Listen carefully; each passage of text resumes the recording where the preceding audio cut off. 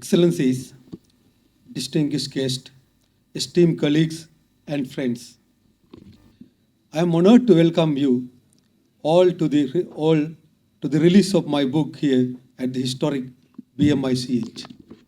It's a privilege to have you join me for this special occasion. I am an academic and practitioner of diplomacy.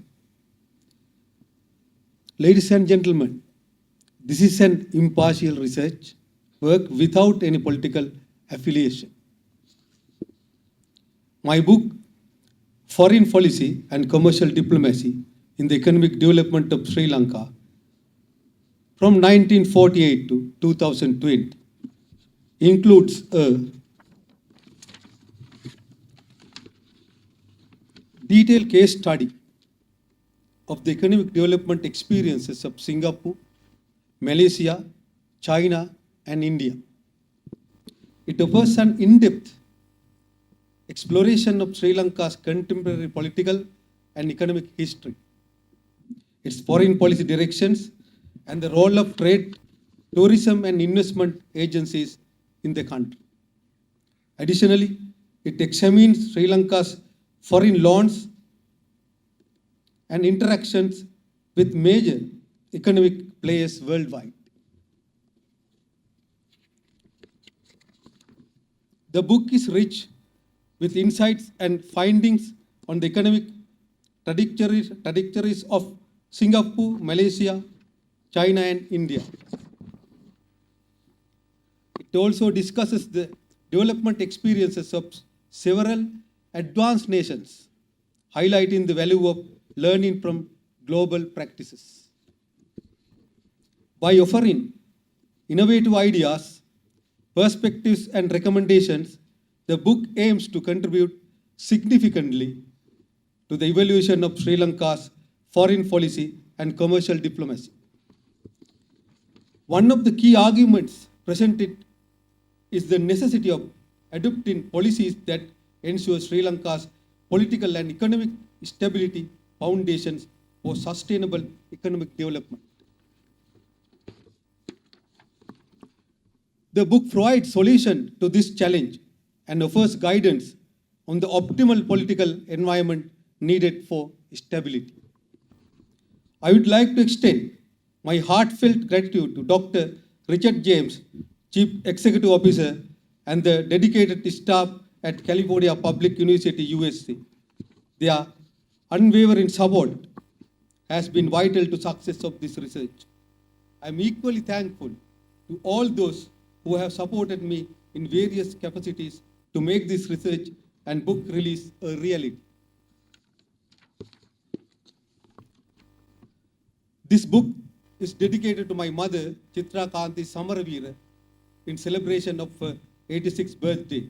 Unfortunately, she can't come here today because of illness. Allow me to outline the content of the book.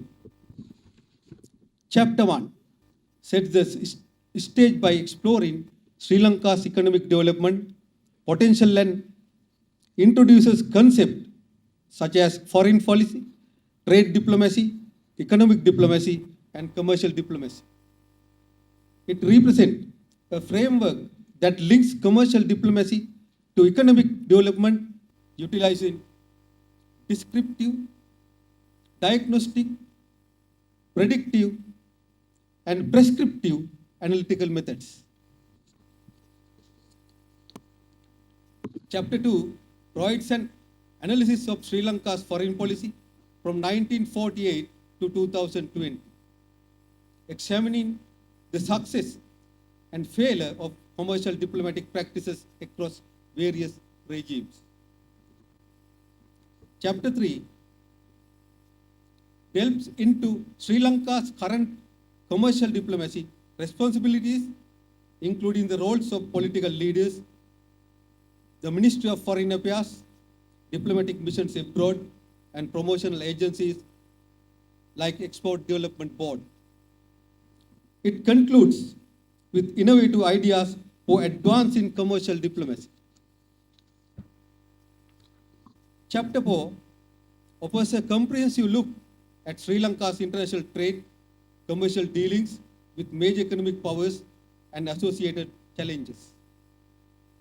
It highlights Sri Lanka's economic background, foreign aid, exports, imports, and proposes strategies for enhancing trade, tourism, and investment relationship with countries such as the USA, the European Union, the United Kingdom, China, Japan, and India.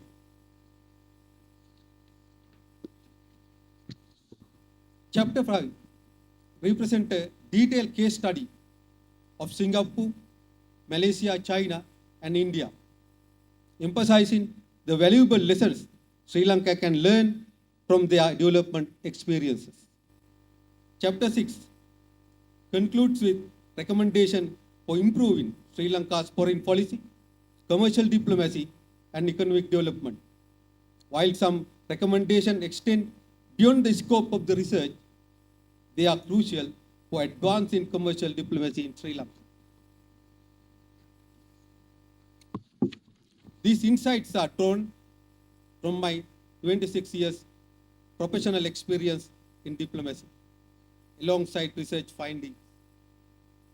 This research holds significance not only for Sri Lanka, but also for other countries and organizations seeking to enhance their commercial diplomatic practices.